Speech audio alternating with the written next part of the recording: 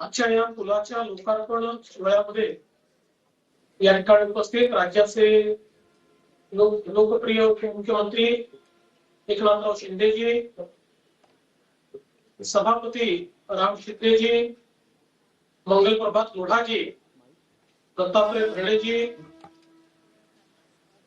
मुंबईच्या महापौर श्रीमती नितीन तावडे, उपमहापौर संजय घाडी, सभागृह नेता गणेश खणकर, स्थायी समिती अध्यक्ष प्रभाकर शिंदे, विरोधी पक्ष नेता किशोरताई पेडणेकर, आयुक्त भूषण गगराणी, विशेषतः या समारंभाकरता उपस्थित असलेले आमदार गोपीचंद पडळकर, आमदार अभिन पटेल, आमदार सुनील शिंदे, त्याचप्रमाणे त्या ठिकाणी उपस्थित श्रीमती राजश्री भाटणकर, संतोष झाले, श्रीमती अमृत अग्रवानी, या ठिकाणी आमच्या सोबत उपस्थित असलेले सर्व ज्येष्ठ अधिकारी, श्री बांगर आणि उपस्थित सर्व भगिनी आणि बंधूंनो, मी महानगरपालिकेचं मनापासून अभिनंदन करतो की एक अतिशय महत्वाचा पूल या ठिकाणी आपल्याला कल्पना आहे की नागपाडा आणि मुंबई सेंट्रलला जोडणारा हा पूल जो शिंदे साहेबांनी सांगितलं जवळपास 130 वर्ष जुना होता, त्याचं लाईफ पूर्णपणे संपलं होतं आणि त्या ठिकाणी नवीन पूल करणं आवश्यक होतं.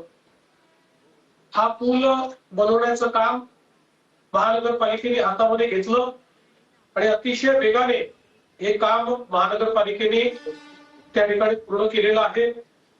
काम 1/10/24 ला सुरू झालं आणि 6/1/26 ला काम पूर्ण झालं. त्यामुळे केवळ 15 महिन्यामध्ये या पुलाचं काम पूर्ण करण्यात आलंय आणि विशेषतः यातला जो भाग रेल्वे हद्दीतला आहे तो देखील वेळेत पूर्ण करण्याचं काम हे महानगरपालिकेने केलं आणि म्हणून महानगरपालिकेच्या सर्व अधिकाऱ्यांचं आणि सर्व पदाधिकाऱ्यांचं हे अतिशय मनापासून या ठिकाणी अभिनंदन करतो. जवळपास 6 पूल हे या ठिकाणी जो तयार आता होत आहे, ज्याच्यामध्ये मला असं वाटतं जेएमएल होतोय, विद्या विहार आरोग्य होतोय, सायन आरोग्य होतोय, महालक्ष्मी आरोग्य होतोय, नेहरू प्लॅनेटोरियम फ्लायओव्हर होतोय, मालखोर फ्लायओव्हर होतोय, असे सगळे आता अंतिम टप्प्यामध्ये आहे. पुढच्या 2-3 महिन्यात यांचं देखील लोकार्पण हे महानगरपालिकेच्या माध्यमातून होईल.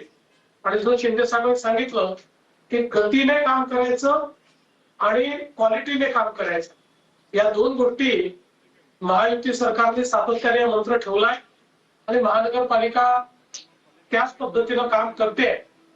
तर महानगरपालिकेमध्ये निर्वाचित प्रतिनिधी आल्यामुळे महापालिकेच्या कामाला अधिक गती मिळेल आणि अधिक लोकाभिमुखता येईल याबद्दल माझ्या मनामध्ये कुठली शंका नाही.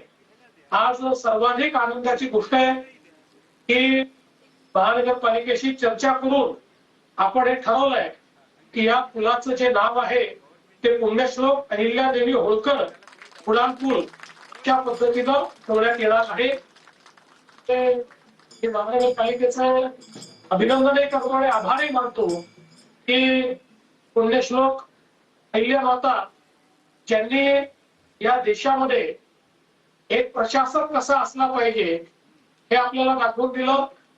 त्यांची संवेदनशीलता, त्यांची धर्मपरायणता, त्यांचा पारदर्शी कारभार, त्यांचा कायदा आणि सुव्यवस्थेवर असलेली पकड, त्यांनी तयार केलेलं सैन्य आणि त्यातही महिलांची पहिली तुकडी, त्यांनी तयार केलेले कारखाने, त्यांनी तयार केलेली माहेश्वर साडी, त्यांनी तयार केलेले लघुउद्योग, त्यांनी निर्माण केलेले देशभरातली मंदिर आणि घाट, अशा सगळ्या गोष्टी जर आपण बघितल्या तर एक आमची माता, एक आमची स्त्री ही प्रशासक म्हणून किती उत्तम काम करू शकते हे सगळं आपल्याला अनुभवाला मिळालेलं आहे.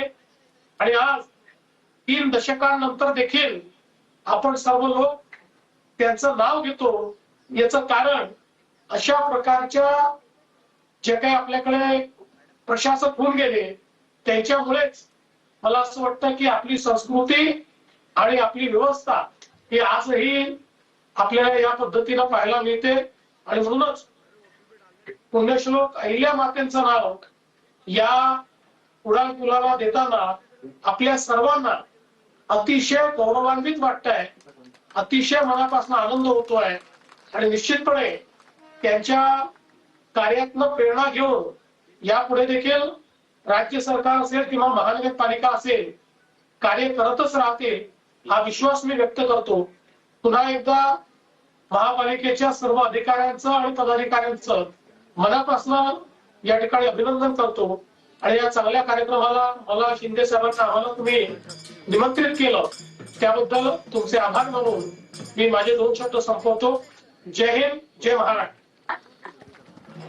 खूप खूप आभार माननीय श्री देवेंद्र फडणवीस जी, आपण आमच्यासोबत या दूकश्राव्य प्रणालीद्वारे इथे उपस्थित राहिलात याबद्दल आपले खूप खूप आभार.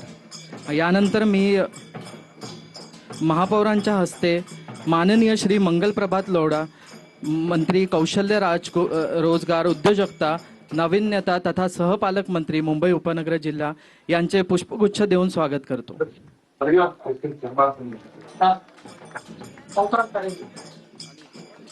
संजय गाडी ना.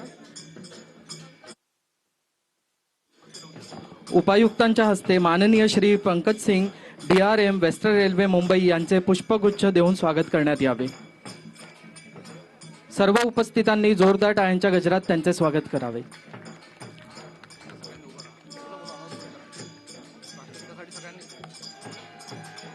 उपस्थित सर्व नागरिकांना, मान्यवरांना तसेच नगरसेवकांना मी